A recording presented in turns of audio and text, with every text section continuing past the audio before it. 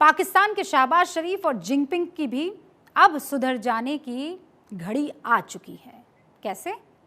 आज शंघाई सहयोग संगठन एससीओ की मीटिंग हुई। प्रधानमंत्री मोदी ने पाकिस्तान को धो डाला। आतंकवाद और आतंकवादियों को पनाह देने वाले पाकिस्तान का हालांकि उन्होंने नाम नहीं लिया, लेकिन पीएम मोदी ने जो कहा उससे पाकिस्तान को सीधी चोट लगी है। कुछ देश क्रॉस बॉर्डर टेररिज्म को अपनी नीतियों के इंस्ट्रूमेंट के रूप में इस्तेमाल करते हैं, आतंकवादियों को पनाह देते हैं। एससीओ को ऐसे देशों की आलोचना में कोई संकोच नहीं करना चाहिए। नाम तो उन्होंने चीन का भी नहीं लिया, लेकिन कूटनीति के मैदान या इस तरह के मंचों पर नाम लेने की जरूरत होती भी नहीं है। इसमें आप बगैर नाम लिए बस सामने वाले की कमजोर नस दबा देते हैं और जिस पर आप वार करते हैं वो तिलमिला कर रह जाता है, एक्सप्रेस भी नहीं कर पाता है। इसीलिए बिना नाम लिए पीएम मोदी ने चीन को भी सुना दिया। ऐसे गंभीर विषय पर दोहरे मापदंड के लिए कोई स्थान नहीं होना चाहिए। टेरर फाइनेंसिंग से निपटने के लिए हमें भी आपसी सहयोग बढ़ाना चाहिए। कूटनीतिक मंच पर जो बातें कही जाती है ना, उनका मतलब तो होता ही है, लेकिन उनका भी मतलब होता है जो कही नहीं जाती है या जो बिटवीन द लाइंस होती हैं। बिना जिक्र किए मोदी जी ने जिनपिंग से कह दिया कि आप जो पाकिस्तान पाकिस्तान करते हैं, यूनाइटेड नेशंस में जब भी पाकिस्तान घिरता है तो बचाने आ जाते हैं। ये ठीक नहीं है। आतंकवाद पर दोहरा रवैया ठीक नहीं है। ऐसे नहीं होगा कि एक तरफ तो आतंकवाद की आलोचना की जाए, लेकिन जब ओसामा मास्टरमाइंड लादेन से लेकर मुंबई हमले के आरोपी साजिद मीर को पनाह देने वाले पाकिस्तान की बात आए तो यूनाइटेड नेशंस में उसे बचाने के लिए पहुंच जाए। साजिद मीर जानते हैं ना आप, वो 26/11 के हमले में आतंकवादी था, वो जो भारत का मोस्ट वांटेड है। उस पर अमेरिका ने भी $5 मिलियन का इनाम घोषित कर रखा है। बीते साल सितंबर में भी जब उसे ग्लोबल टेररिस्ट या वैश्विक आतंकवादी घोषित करने का प्रस्ताव आया तो यही चीन था जिसने वीटो लगा दिया। इस साल जून में भी अमेरिका ने साजिद मीर को ग्लोबल टेररिस्ट घोषित करने का प्रस्ताव रखा था।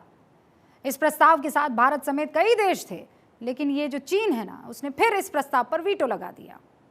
देखिए जरा, इससे पहले चीन अब्दुल रहमान मकी, जकीउर रहमान लखवी, मसूद अजहर, अब्दुल रऊफ अजहर, इन जैसे आतंकवादियों को भी ग्लोबल टेररिस्ट घोषित करने पर रोक लगा चुका है, अपने वीटो का इस्तेमाल कर चुका है। जब कोई आतंकवादी ग्लोबल टेररिस्ट घोषित होता है ना, तो वो यूएनएससी से उस पर बैन लगा दिया जाता है। वो ना दुनिया में कहीं घूम सकता है, ना लेन देन कर सकता है, ना उसे किसी तरह की कानूनी सहायता मिल पाती है। इस बैठक में एक तरफ पीएम मोदी ने पाकिस्तान और चीन को रंगा बिल्ला को खरी खरी सुनाई, उधर रूस के राष्ट्रपति व्लादिमीर पुतिन फौरन भारत की तारीफ करने लगे। उन्होंने पीएम मोदी और भारत की प्रशंसा करते हुए कहा कि ये शिखर सम्मेलन आयोजित करने के लिए मैं पीएम मोदी का धन्यवाद करता हूं। इस सम्मेलन में लागू करने के लिए कई दस्तावेज तैयार किए गए हैं और कई फैसले भी लिए गए हैं। हम अंतर्राष्ट्रीय मुद्दों पर दिल्ली घोषणा पत्र का समर्थन करते हैं। आतंकवाद, चरमपंथ, ड्रग तस्करी से निपटना एससीओ की प्रायोरिटी यानी प्राथमिकता रहेगी। इस कार्यक्रम में आप जो ये 3 शब्द एससीओ बार बार सुन रहे हैं ना, वो बहुत ताकतवर शब्द हैं। इसे हम हिंदी में शंघाई सहयोग संगठन कहते हैं। ये बहुत पावरफुल संगठन है जिसमें 18 देश शामिल हैं। ये दुनिया का सबसे बड़ा संगठन है जो एशिया और यूरोप यानी यूरेशिया का 60% इलाका कवर करता है। इसके मेंबर देशों की जनसंख्या सबसे ज्यादा है। 2017 में भारत को इसका स्थायी सदस्य बनाया गया। इसका काम है सदस्य देशों के बीच व्यापार, विज्ञान और तकनीकी संबंध को बढ़ाने के साथ एससीओ देशों के बीच शांति, स्थायित्व और सुरक्षा सुनिश्चित करना। एससीओ इसलिए सबसे महत्वपूर्ण है और इसी एससीओ में प्रधानमंत्री नरेंद्र मोदी ने उसी स्टेबिलिटी के लिए आतंकवाद पर डबल प्रहार किया है। अब आपको कुछ तस्वीरें दिखाते हैं, लेकिन उससे पहले आपको ये समझा देना चाहते हैं कि SCO पर हिंदुस्तान की ये जो पकड़ है वो इस तरफ इशारा कर रही है कि हम इस इलाके में मजबूती से उभरता हुआ मुल्क बनने की राह पर अग्रसर हो चले हैं।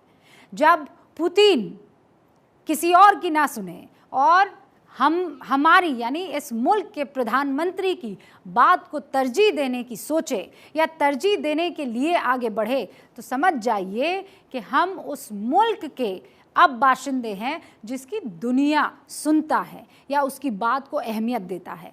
पाक चीन को मोदी की फटकार उसी मंच पर थी जहां पुतिन मौजूद थे। हालांकि आप ये कह सकते हैं कि इस वक्त पुतिन जो है वो खुद पीस की तरफ काम नहीं कर रहे हैं, स्टेबिलिटी की तरफ काम नहीं कर रहे हैं, वो युद्ध में अपने पूरे मुल्क को झोंक चुके हैं। लेकिन इस बीच हिंदुस्तान वो मुल्क है जिसने यूक्रेन का भी समर्थन किया है और रूस को ये बात याद दिलाई है कि युद्ध से अब किसी तरह का कोई हल नहीं निकलता है।